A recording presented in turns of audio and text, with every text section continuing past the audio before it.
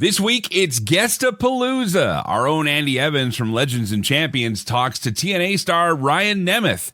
Joe Aguinaldo and I look back at the week of wrestling, including Monday Night Raw and the passing of the legendary Bob Caudle. Plus, an original graduate of the Heart Dungeon, Dirty Duke Durrango, and I share some stories, plus a little bit of an announcement.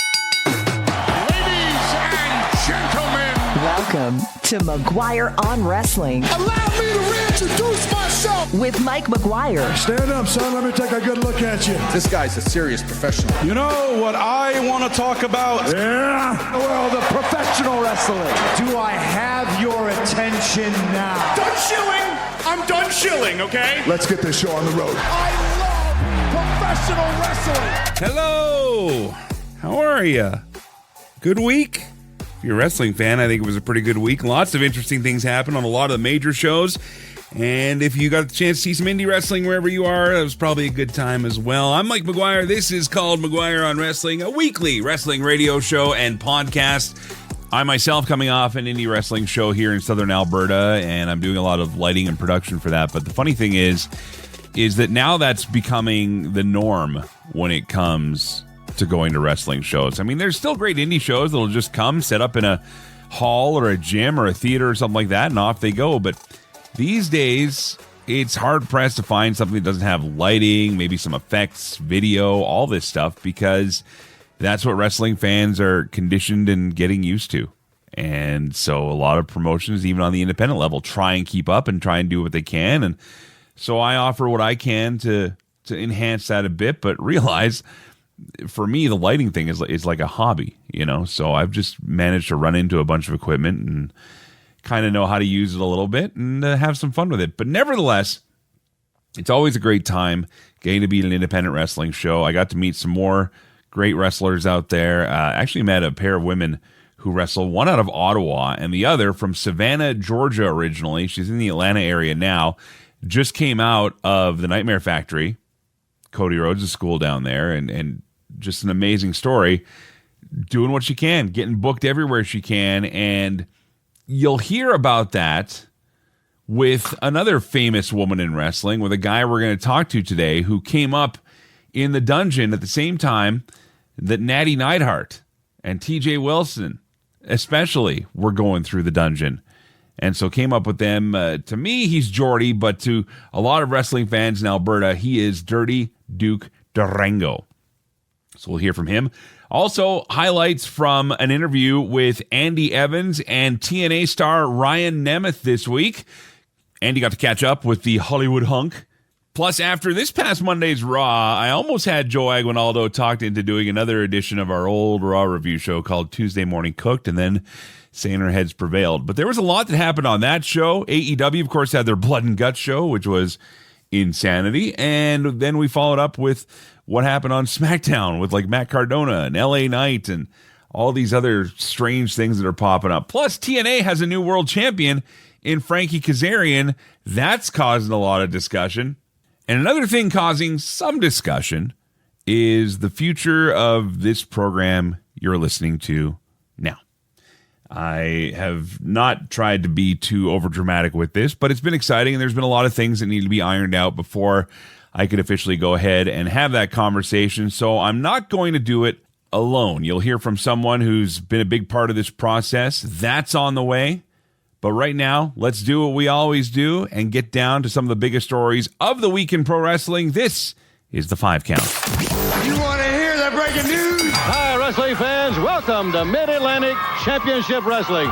And we got an exciting hour in store for you this week. Our condolences to friends, fans, and family of the great Bob Caudle, legendary wrestling commentator. It was announced on Sunday had passed away at the age of 95. For many fans, Bob Caudle was the voice of Jim Crockett Promotions, the NWA, Smoky Mountain Wrestling, and anywhere there was wrestling that needed a microphone held, Bob Caudle would be the guy to walk us through a lot of those matches. Many luminaries from that time, including Ric Flair, wrestling reporter Bill Apter, and others, have spoken out in memory of Bob Caudle.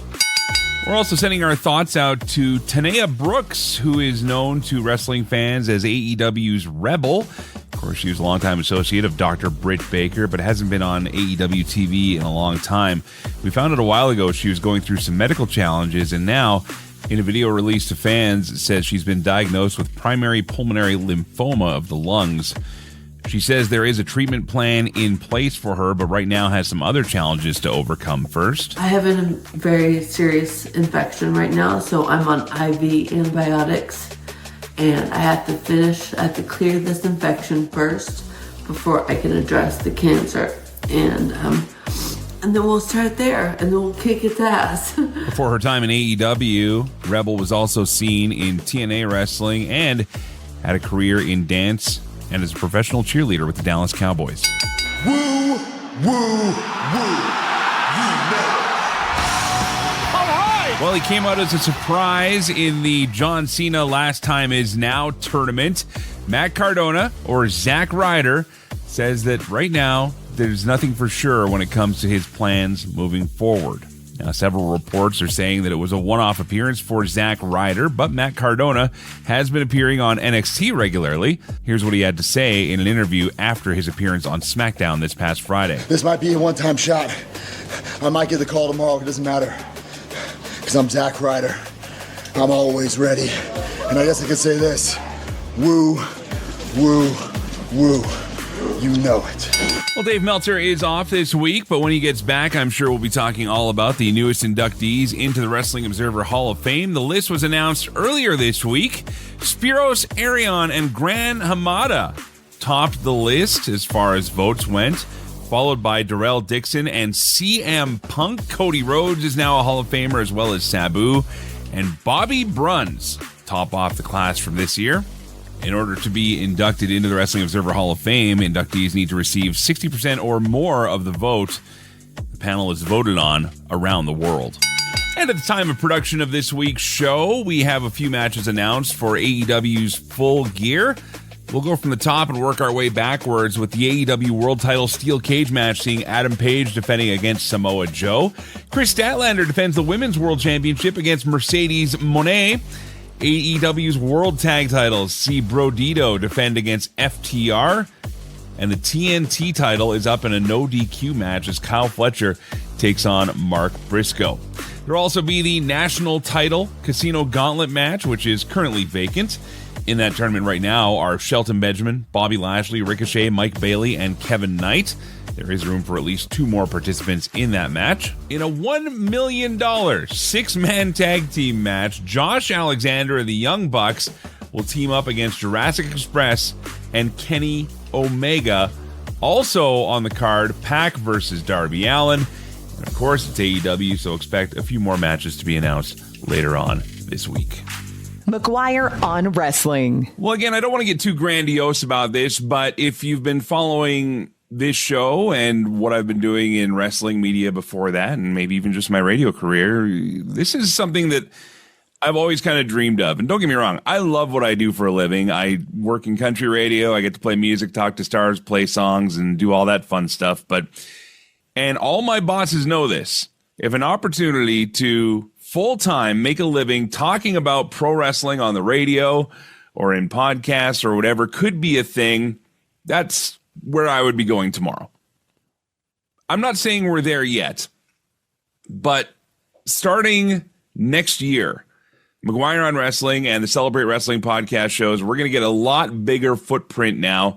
Our 3rd province, technically, to be showcased in, with a massive AM radio footprint, AM 1150 out of Kelowna, and that entire BC interior area is going to now be carrying McGuire on Wrestling as part of their weekly programming. Joining me to talk about it, he is the assistant program director from AM 1150, Grinder Pablo. How are you, buddy? I'm doing great. How are you, Mike? You know what? You're my best friend right now.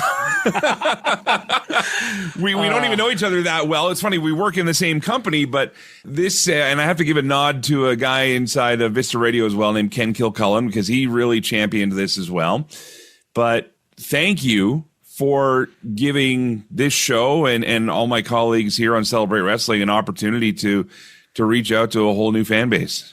Of course. I mean, I know a lot of people will consider talk radio to be very politics and boring. And, I want to change that narrative. I want us to be something for everyone. And this is going to be a great fit here. It was fascinating to me because Ken and I were just meeting about other stuff a while back.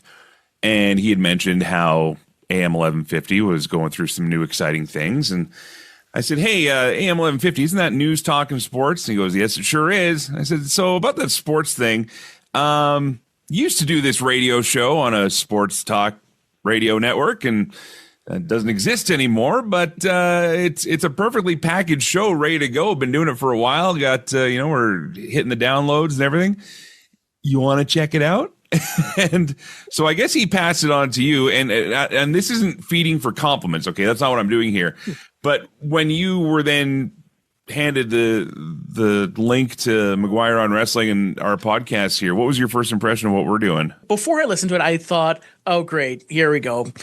And then I took a look at the website. I took a listen to everything, and my jaw hit the floor. There were some great interviews.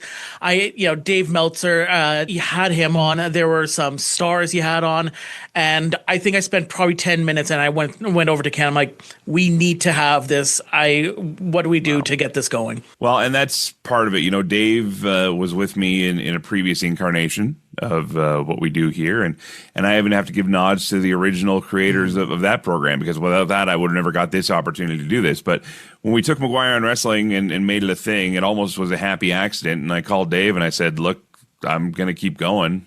What do you say? And he's like, I won't do it with anybody else but you. So yeah, Dave Meltzer, I mean, great guy, polarizing guy, don't get me wrong, and we don't always agree, and that's something you'll hear on the show. Is that we don't always agree on everything, but we're not jerks about it. And that's kind of the whole mantra behind McGuire on Wrestling and Celebrate Wrestling, which is, again, our social media and our podcasts. And it is something where we're just trying to talk about something we love, but at the same time, we know that it's not always rosy. Maybe that's where we tie in more with a news talk station. But. At the end of the day, sports entertainment, which is what wrestling falls under, I know people will say, oh, it's scripted. Oh, it's this. We still have such a huge wrestling audience here, especially here in the Okanagan. We've got thrash wrestling coming that comes to the Valley quite often. And you see a great turnout to these events. I'm very excited about this. If you guys can't tell, Gurinder is obviously a fan as well. We were nerding out about wrestling, and I was showing you the studio here with the belts and everything. So I got to ask you, man. Now, thank you again, AM 1150. We start, what's the date we picked again? January 11th. January 11th. We go on AM 1150. For those of you listening on the podcast or on the radio, you're probably not going to notice that much different. It's still going to be the same show we do with McGuire on Wrestling. A couple breaks here and there, but other than that, it's going to be the same. But I have to ask you now, not as the radio guy, not as the lead there at AM 1150, but I have to ask you as the wrestling fan. Okay, who's your guy? What was your girl growing up? Who was it? Who do you watch? So I had probably the biggest crush on Trish Stratus growing up. Okay, well that's not even like a default answer. No. Like that's But I think favorite wrestler of all time would be The Undertaker in any of his iterations. I loved American Badass. It felt weird, but at the same time, as a kid, it was so cool. Like seeing the big motorbike just go down the ramp, around the ring, and then you see him just clean house. Really, like that was the show. For me, my favorite Undertaker period, oddly enough, and I don't think this is anybody's favorite Undertaker period except mine, but I really enjoyed Undertaker versus Underfaker. From SummerSlam 94, poor Brian Lee had to be the Undertaker. Real Undertaker's like 2 times the size of him. It didn't quite land the way they hoped it would, but they got it done. If you're in that business, you're trying to be creative, trying to think of what else can we do? Why not? Back to the topic at hand here, Gurinder. Yes. I want to thank you so much again for giving this show, as well as really through association, the other podcasts as well. I know that the Greek guys over the ACT and Andy and Stefan over in the UK, all very excited to be showcased. And we're going to be showcasing features from their shows as well. And we're going to keep getting the guests coming. And I can't wait to, actually, I got a lot of guys here in Southern Alberta that go out and do those thrash wrestling shows. So I've said I'm going to hop in a car and I'm going to head out there and we're going to do something, because this is a whole new footprint. This is just growing pro wrestling talk radio, which I never thought in 2025 I'd get to say that that anybody was doing, let alone me. So again, this has nothing to do with me. This has to do with the support of everybody that supported our shows till now. Thank you again for your support on behalf of the company and also your colleagues there, because you know what? Talk radio is the toughest grind out there. Nobody understands how much work goes into a talk radio show and talk radio programming.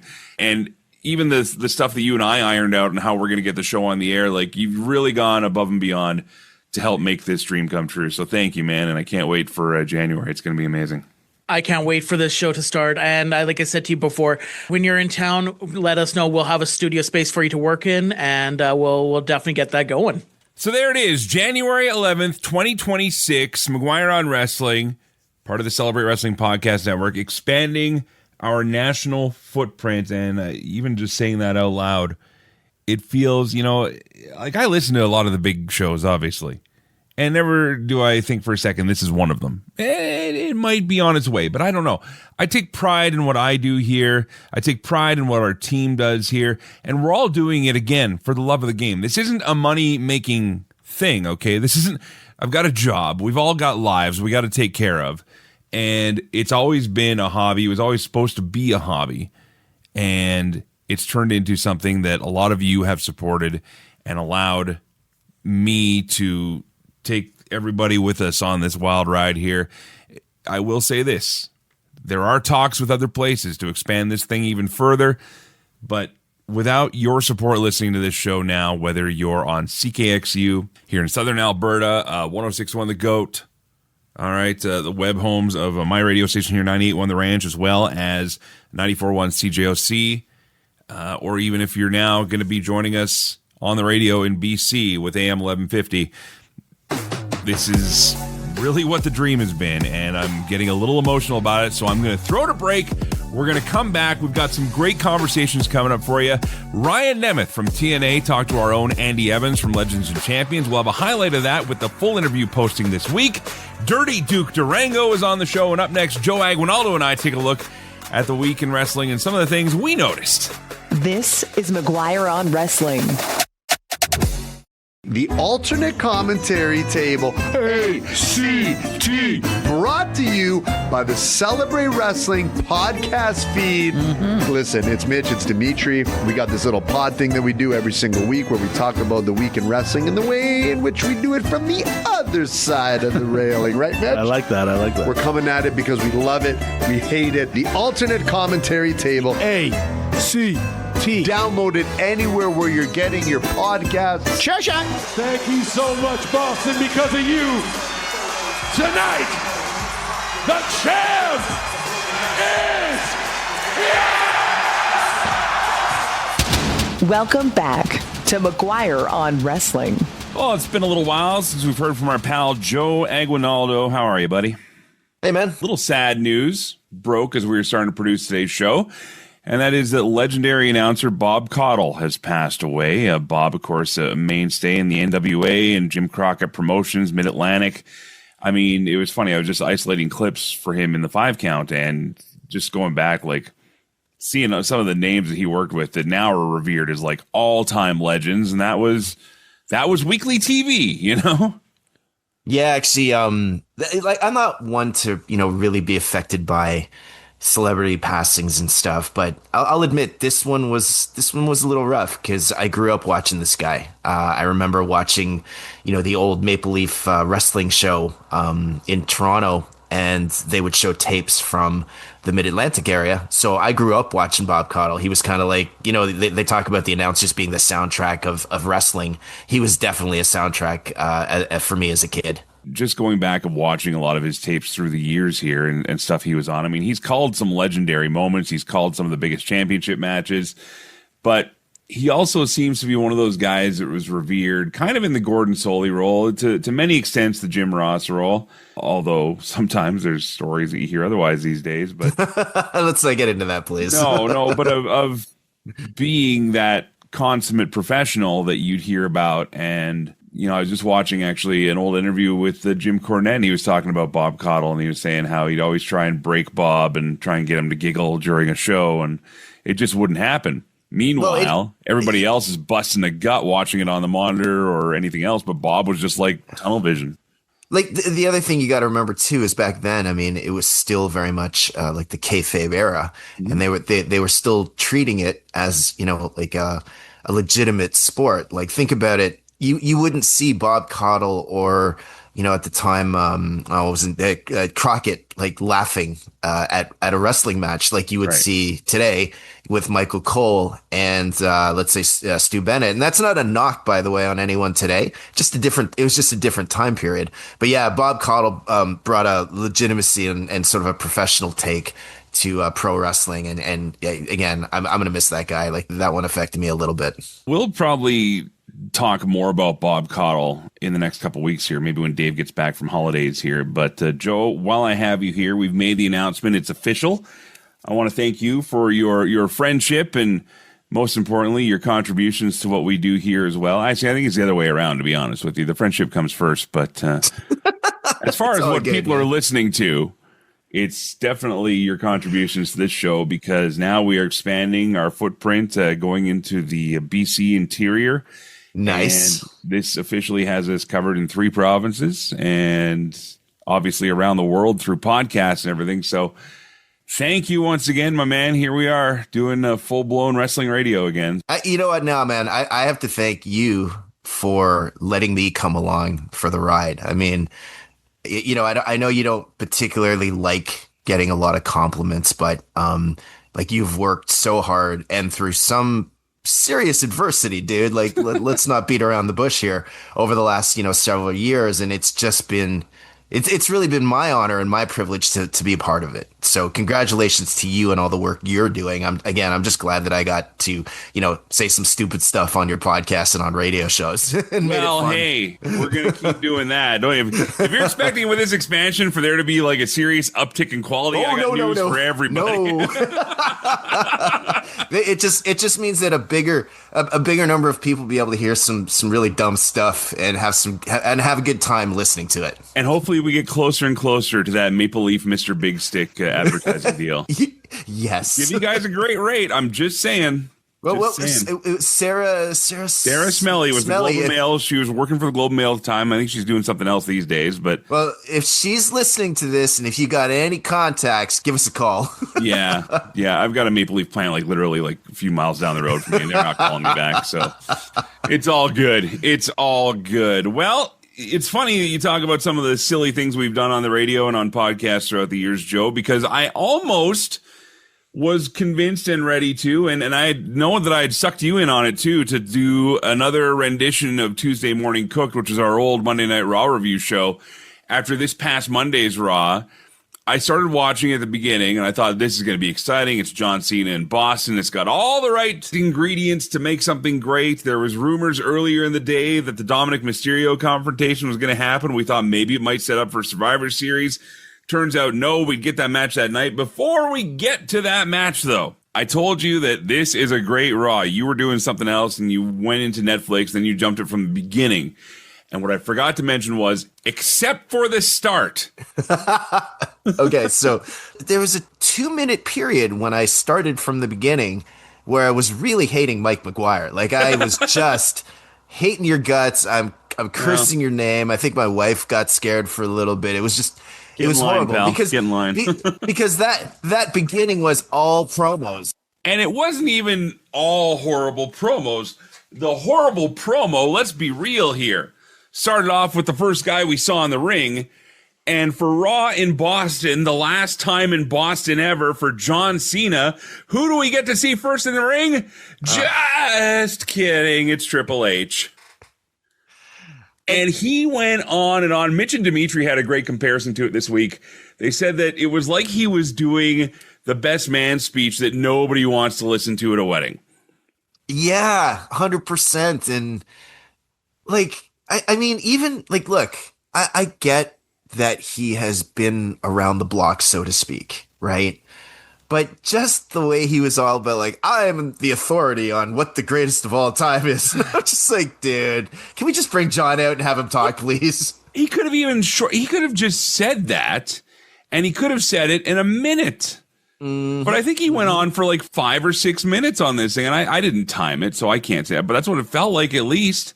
Oh, it was long. And again, this is why for about 2 minutes I hated your guts, because I was like, we're going to do this and I got to note this out. like, cursed be his name, but Vince McMahon at least would just go, ladies and gentlemen, the greatest of all time. And then John Cena would come out, right? But now it's like, golly, here's a Triple H soliloquy. And it made me start to think, like, does he have an earpiece in? And they're saying, like, yeah, John's cab is just pulling out now. First of all, John Cena would come in a cab. That's my imagination. Yeah, exactly. But John's cab is pulling up right now. Okay, he's just getting out of the car now. Here he is. Is that what happened? Like, were they stalling for time? Nobody knows, but they could have put a match on for that length of time. Pretty much. They could have just played his theme song. Yeah. Without anything happening, and the whole crowd would just be singing along to it. Do the old heel thing. Play your intro once, let it fade out, start it over again. Or as we call it these days, the Jey Uso entrance. Yeet. Yeah. Run it back, Joe. Let's not. Yeet. From there, we get John Cena coming out and being John Cena, doing great things. And then, oh, baby, it's happening. It's happening. Dirty Dom shows up. And not only does he do the, hey, this is about me, old man promo, but he actually does it in a way where you actually buy into it. I'm watching this thing the whole time thinking, wow, this Dirty Dom guy really thinks he's better than John Cena and Triple H. It was a good promo, man. Which in my mind nowadays, he definitely is. But he made it interesting enough that when they announced that the title match was going to happen right then and there for the Intercontinental Championship, I mean, that was really the Christmas come early gift, especially for those fans in Boston. And I think for a lot of fans everywhere, whether he was to win or lose, this is something that fans have wanted to see in this last little run here. It's not somebody that he has wrestled before. It is a younger guy coming up. It's a guy who could be, for all intents and purposes, in the next 2 to 5 years, maybe one of the biggest stars, period, in that company, which is saying something, because this is the same kid that had the nice portrait studio haircut, the clean-shaven face, and the cheesy grin when he first started wrestling with his dad. And now this Dirty Dom thing, man, it's huge. He plays the character very well. Well, he played the character well, but then he also did something which was great, and that was when the match started, he got the jump start on Cena, and this is something you were telling me you loved about this match moving forward. 100%. Like, it was all John coming from behind, but because of cheating, because of dirty, underhanded tactics, and I really dug that about this match. The other thing about this is that, yeah, there were the Eddie Guerrero tribute spots, but this one wasn't a total tribute match like we've seen with some of the other opponents where they're pulling out all the finishers and everything else. Like, this was, like you said, really well done. The heel does all the dirty tactics thing. The babyface finally starts coming up. But I think that John Cena and Dirty Dom was a match that needed to happen.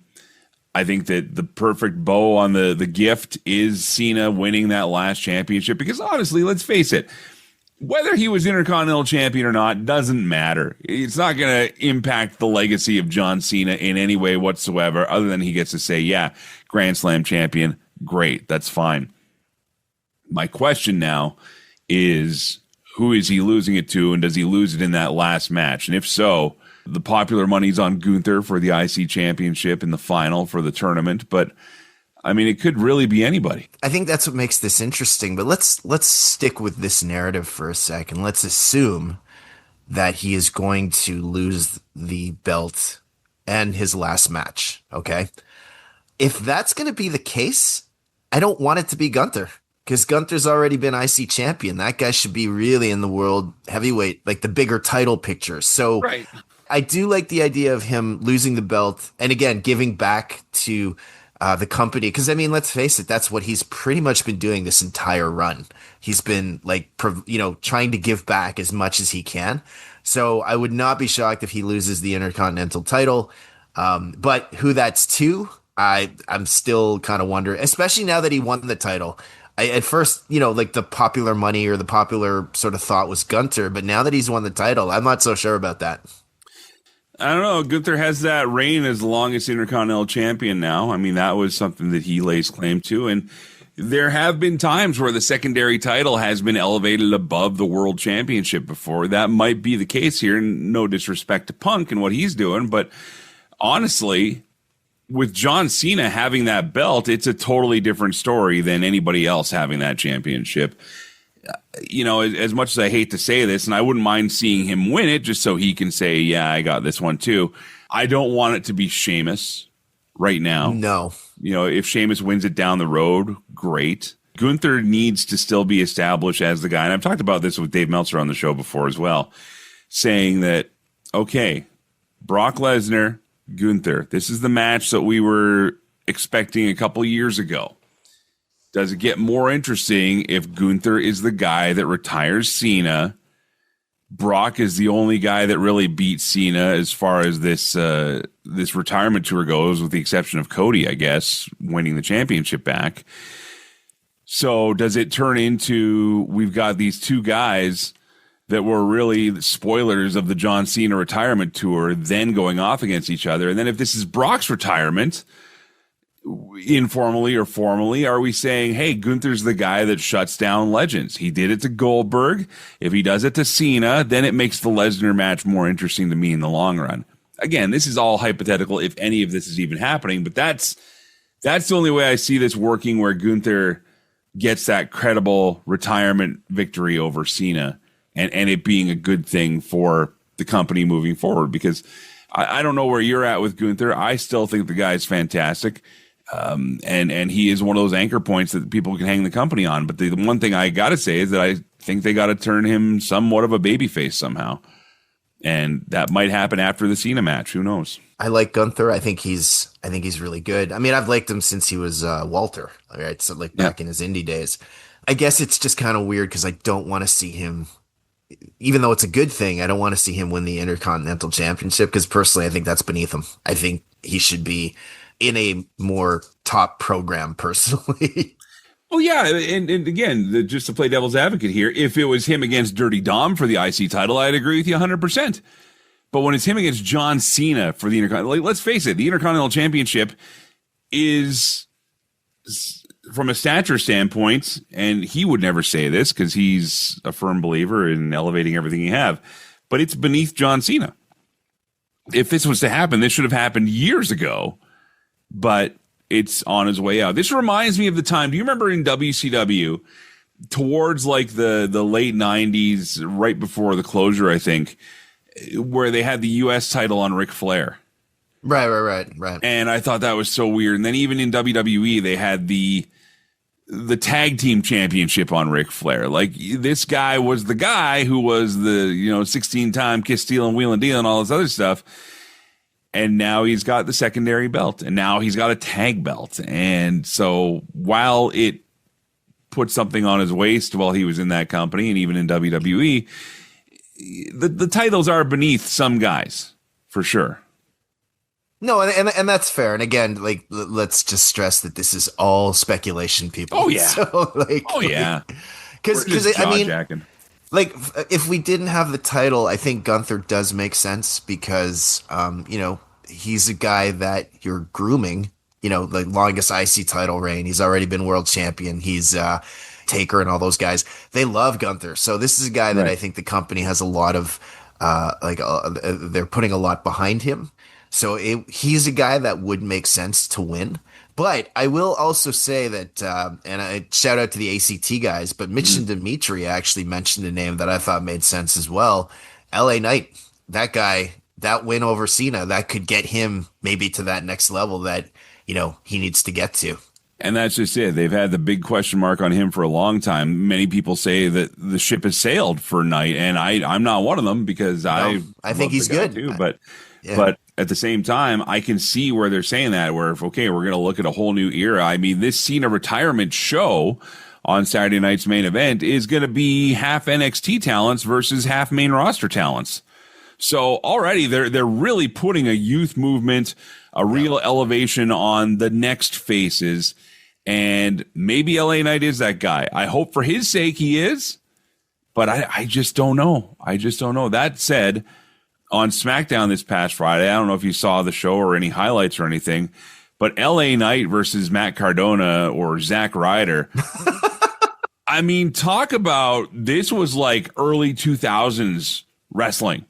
This was two jacked guys, you know, had an okay match, whatever. But I mean, I just looked in the ring. I was like, wow, you don't see this a lot anymore where it's just two really jacked guys, trunks, and doing their thing. Yeah. And it was mind-boggling to me, and it almost felt a little bit out of the era, which is hard to say too, because even the bigger guys today, minus Brock and minus the really big guys out there, obviously, I mean, the big guys aren't that big anymore. No, and again, like the Zack Ryder character, just with much love and respect to Matt Cardona and Zack Ryder, because I love that Zack Ryder character back in the early 2000s. In 2025, it felt a little out of place. Whoa, are you serious, bro? That is not going to get you Broski of the Week status. Well, Joe, we've got a ton more people to talk to. Andy Evans caught up with Ryan Nemeth from TNA. That conversation is coming up. And up next, an old friend of mine from the Alberta wrestling scene who also just happened to be there when young Natty Neidhart was cutting her teeth. And, of course, her book is making waves out there. We're going to talk to a guy. You'll love this name, Dirty Duke Durrango. Nice. Yeah. He's one of the best out there. He's actually on our Facebook page already under his shoot name of Jordan Clarke. But Duke and I go way back. Dude, kayfabe. Oh yeah, sorry. Now we're apologize for nothing.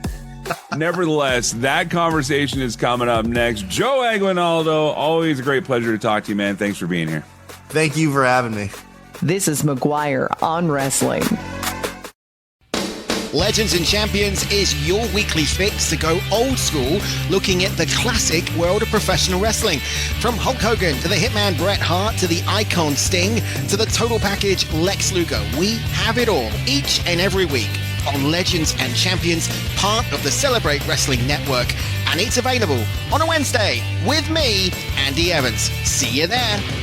Welcome back to McGuire on Wrestling. Well, it's been a big show. We made the big announcement about the future of the show, making its way into the BC interior in the new year with AM 1150, expanding the radio footprint for this show. But, of course, you can listen anywhere online around the world at CelebrateWrestling.com as well. But right now, one of two guests here, our own Andy Evans caught up with Nick Nemeth. We're going to have a highlight of that interview coming up for you. The whole thing is going to post on the Celebrate Wrestling podcast feed later on this week. And also on the feed coming up, a special conversation with someone from my wrestling past who is definitely one of those unsung heroes in the wrestling business. And as far as a regional guy, here in Alberta especially, where I'm based, he's well known to generations of wrestlers before him, after him, and all points in between, including some of the biggest names out there. And one of which we talk about because she's got this new book out in Natty Neidhart. So we're not going to tell her story through this guy. We're going to tell his story of being around her when she first broke into the dungeon, as well as some of the times that he and I spent together in wrestling. And to be 100% honest, I think I've talked him into it. This might be a new show making its way onto the podcast feed here. We're going to figure out what it's going to be called. But Jordan Clarke, a.k.a. Dirty Duke Durrango, was one of the stalwarts, one of the bread and butter guys you count on in Alberta pro wrestling for years. And I had the chance to catch up with him recently. Here is some of the conversation. Again, they'll be making its way to the podcast feed this week. McGuire on Wrestling. If you're a wrestling fan in Alberta, you don't not know the name of Dirty Duke Durrango. How are you, sir? I'm doing excellent, thanks. How are you, brother? Very good, very good. So, few reasons that triggered me to have you on the show here. You'd actually put up this post a while ago talking about working with the Honky Tonk Man and just kind of one of your old retro memories. And it got me thinking, you know, I bet Duke has a ton of stories of guys like that. But then also, I thought timing-wise, with Natty's book coming out, The Last Heart Beating, wouldn't it be neat to talk to somebody that was kind of there for all of it from a different perspective. And yeah, I mean, I was at the dungeon when she showed up. So you were actually in there before she was? Yes. Yeah, she was. They lived in Florida when I broke in. Like Davey and Diana had just come back. Like Jim and Davey were living down there. Right. Just travel was easier back then. And so Davey and Diana moved back first, and then shortly after that, Jim and Ellie moved back. Talk about that first day being there with her, and then I do want to. This isn't all going to be tell me about your friend Natty, because I really do want to talk about your story. Because but I think we're all really proud of our friend Natty, and that's kind of that's where this is coming from, right? Is that I mean, I remember being there for some of the early Stampede. I always bust jokes about it's like this is another Natty Neidhart Bella Lovett's classic, but it's true because that was the only match we had back then because there weren't a lot of women that were wrestling at the time.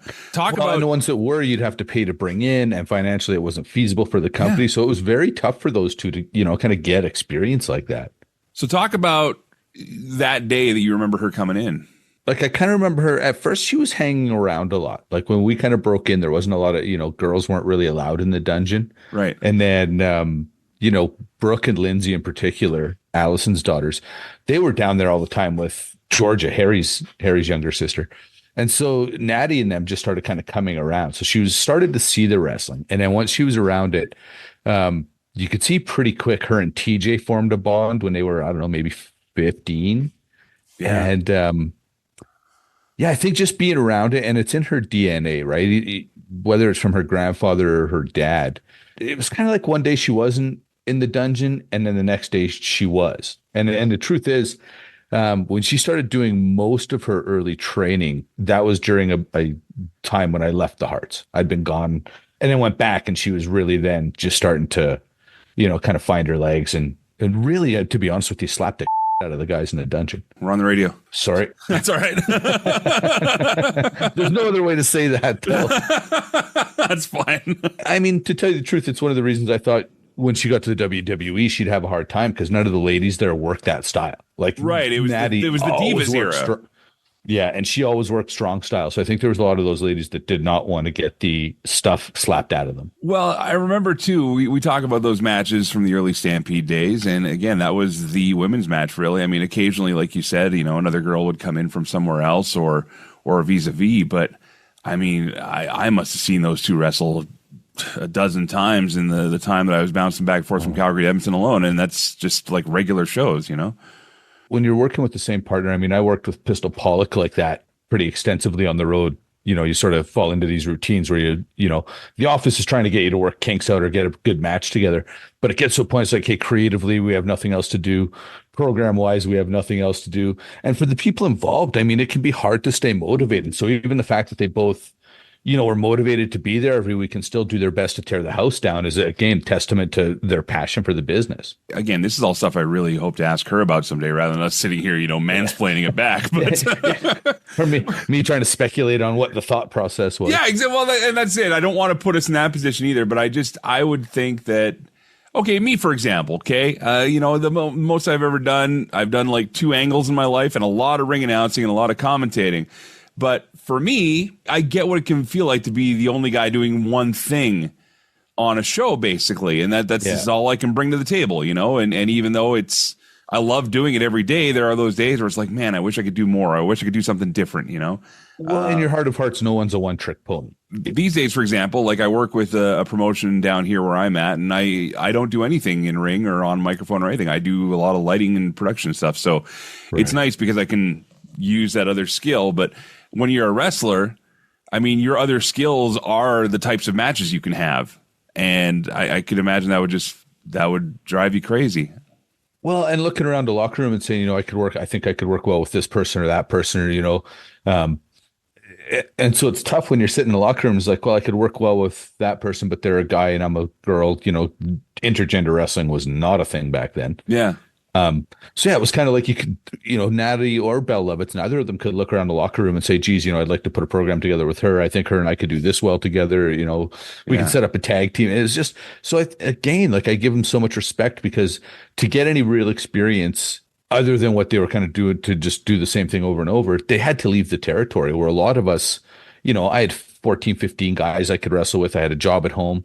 You know, it was probably one of the detriments to my career because I never really had to leave the territory and I could still work a whole bunch of days a year. We're talking to Dirty Duke Durrango right now, one of the, what I like to call Alberta veterans, Stampede Wrestling veteran, PWA. We could go on about Natty for a while here, but I want to let folks know a little bit about you and your history because... Okay, last thing I want to say about Natty before I don't want to hijack your thing, but the cool thing about Natty and TJ in particular is that, you know, I've known them again since they were teenagers. I've known TJ since he was 14 and Natty since she was 15 or 16 at the oldest. And of course they've matured over the 30 years or whatever, but they're both still the same people. Success has not changed them. And to me, that's the most important thing about Natty and TJ. Truer words can be said. And it's funny because I saw the photos of her coming through Calgary. I was trying to make it up for the day, but morning radio job doesn't allow for that. So, but it was one of those things where it's like, yeah, geez, there she is with everybody, you know, just hanging out and just being Natty again. She's still just Natty. Yeah. I love it. So anyway, sorry, back to, so I don't want to hijack your interview here. That's fine. Let's talk about you a bit here. So I first met you and I was coming into the Prairie Wrestling Alliance. I was a radio student at the Northern Alberta Institute of Technology, and I wanted to be a wrestler in the worst way. I really did, and I started training, and that was kind of a nice little package in exchange for photos and ring announcing that I would do with the promoter back there. So that's how I got into the camp. But you would come in and help train along with a couple other guys once in a while, and that's where I really got to know you personally. But I remember that space now, that little kind of office in that strip mall. It was actually an old Photoshop is what it was. I forgot all of that. Like, this is why this is fun for me to do. I kind of forgot about that. And remember the one wall, though, it had like a whole wood scene, like it was like a forest. No. Remember that? No, okay, well, that was... I still have pictures of that place. Mural. I'll try and find them showing up on the social media because I have pictures of that place and yeah, all of us in there doing our thing. And then I don't know if you remember this, but I was actually doing pretty good for a fat kid trying to be something I wasn't. I was actually doing well. You and Don Ferguson actually pulled me aside once saying, you know, you're surprisingly agile for a bigger kid is what was told to me. And again, you don't remember this either. That's fine. You've done a few things since then, Duke. Man. It's all good. I've been hitting the head a lot since then. But that was, to me, that was like high hopes, high praise. And then I don't remember if you were there that day or who was. It might have been Red Thunder. I know Don was there and a couple other people were there. But we were learning to do basically like the sit down bumps, right? The drop down. Oh, yeah. We're doing it onto a crash pad. But I think it was off of like the first or second rope or something, like a leg drop basically, right? Bumps I never like to take. Yeah. Well, it turns out my body didn't like it either because I had gone to radio college on a back injury. And then I was feeling better. High spot for a back injury. Yeah. And that's exactly what happened. So I did one, I was okay. Did the next one, and the entire left side of my body almost shut down for about a half an hour, and I was sitting outside the ring. Basically, I sat out the rest of practice that day, and then I kind of, it kind of came to me like, yeah, I don't think I can be a wrestler, and that was the hardest day for me around wrestling because I was doing really well with the other stuff, but yeah, I was like, okay, well, if this is going to happen now, so painful, yeah, because it's never, one of the things I'm really fortunate is when I was done wrestling, I got to say I was done wrestling. You know what I mean? I think that's the toughest thing for people is you don't get to sort of say, okay, I do or don't want to do this. The choice gets made for you sometimes. Mm-hmm. Yeah, well, your body lets you know pretty quick. I mean, whatever. I went on and I started doing the ring announcing stuff. And then when I moved markets, I found places that I could do that and got better. And then, the opportunities continue to come here and there. So, and I've been happy with it. And then the wrestling radio thing now, this is year number 4 for me, I think, now doing this. So right. It's so good to see how far you've come from that, because I remember when you started as our ring announcer, because before that, in my opinion, we didn't really have one. Mm-hmm. Kurt would do it, and I love Kurt, but your voice was just so much better. You just seemed like a more natural at it. So I do remember, like, holy cow, we have a professional ring announcer. You know what I mean? Like, I remember when you came in specifically, because before that, we had Spelvin in Calgary, who was good, but there was never anybody in Edmonton that I remember. So that barely scratches the surface of one of my favorite conversations you're going to hear on the podcast feed later on this week with Dirty Duke Durrango. And I'm telling you, this guy has seen enough stuff in pro wrestling that you're going to learn something from this guy. So much, in fact, like I said, I think we've managed to talk him into coming back once in a while. And I think a new pod may be born with Dirty Duke Durrango. But stick around. We're not done yet. Our own Andy Evans got in touch with Ryan Nemeth from TNA Wrestling. They talk about all sorts of things. A highlight from that interview, which is also making the podcast feed this week, is next. This is McGuire on Wrestling. CKXU-FM 88.3 in Lethbridge is Southern Alberta's true alternative radio station. The cream of the crop! Nobody does it better. Proudly carrying McGuire on Wrestling every week. Yeah. If you're looking for something different to listen to, This is gonna be a slobber knocker! check out our NCRA award-winning lineup of programs or stream us anytime at ckxu.com. Welcome back to McGuire on Wrestling. We literally have too much show for you this week, so to keep it under the hour, we're just giving you highlights of some of our conversations here, and they're both going to be on the Celebrate Wrestling podcast feed later on this week. So what's going to happen is on Tuesday, we're going to upload the conversation with Dirty Duke Durrango. On Wednesday, Legends and Champions with Andy Evans. Andy will return on Friday with his conversation with Ryan Nemeth in full. And then Saturday, ACT, Sunday, back with your full gear recap here on McGuire on Wrestling. So we got lots and lots to talk about still in the world of wrestling. I did want to play for you some of the conversation that Andy had with Ryan Nemeth, though. It's a ton of fun. Ryan Nemeth is obviously a funny guy. You know, him and his brother have been doing stand-up tours for a while. And Andy had the chance to catch up with him, just talking about some of the things that have gone on the last little while. I want to take you back to last month and talk about Bound for Glory, because biggest pay-per-view in TNA. How was it to be a part of that? You know, I'm reliving all these moments, thinking about the last year, all 2025. I've been in some huge record-setting shows, at a number of attendance record-shattering shows at TNA. So that's just the most recent one of them, and it was incredible. The show was incredible. The Nemeth had a great showing. My big brother won the Call Your Shot gauntlet match. Mike Santana brought the TNA title back to TNA. Being part of that show was incredible. The sound of that crowd and the feeling of that crowd, walking out of that giant entrance. I mean, I've been lucky enough with TNA to have a number of memories that I'm never going to forget. And I've wrestled in many different companies, and I've, had some ups and downs in life, and I had some really big downs before TNA. So to be given a shot with TNA, to be given a ball and say, here, can we trust you with this? And the answer is yes. The crowd response has been great. The response of the company has been great. My brother thinks I'm great. My mom thinks I'm doing great, and my parish priest thinks I'm doing. I think I'm crushing it right now, Andy. Thanks for asking. No, I'm very lucky. I'm very honored to be part of the TNA roster. And at first I felt like an outsider kind of visiting. And now I do really feel like, for the most part, I've been accepted with this amazing crew. I mean, I keep talking about Leon Slater because in my mind, he's the future of wrestling. And he's part of our show. I mean, we have Mike Santana, we have the Hardys, we have the Rascals, we have the Inspiration, we have Brookside, we have, behind the cameras, we have people like Lance Storm, Tommy Dreamer, Ace Steel. We have, and people, there's a million people I can't mention right now, but I mean, my big brother, literally, Nick Nemeth, is one of the greatest wrestlers who's ever lived ever. And we had, it's a magical, fiery, awesome, hot thing to be a part of. And I'm very, very, very appreciative to be a part of it. I feel like I fit in now. I mean, it's great to see you on TNA. And it's great to see TNA doing so well, because, there was a period when it was Impact. It wasn't necessarily performing as well as what it could have done. But now I had nothing to do with that. You didn't. You were at the other place. We won't talk about that. You'll notice that when I joined TNA, things really started happening. I was just going to get there, Ryan, if you just give me a second. Now, you mentioned there that Nick won or co-won Call Your Shot with Frankie Kazarian. That puts you in a unique position. So you could go for the TNA World Tag Team titles, or Nick could go for the TNA World title. What are your plans? Can you give us the spoiler? Andy, why can't we do both? You only get one shot at the contract. I mean, we don't need the contract for the tag titles, surely. Well, that's a good point.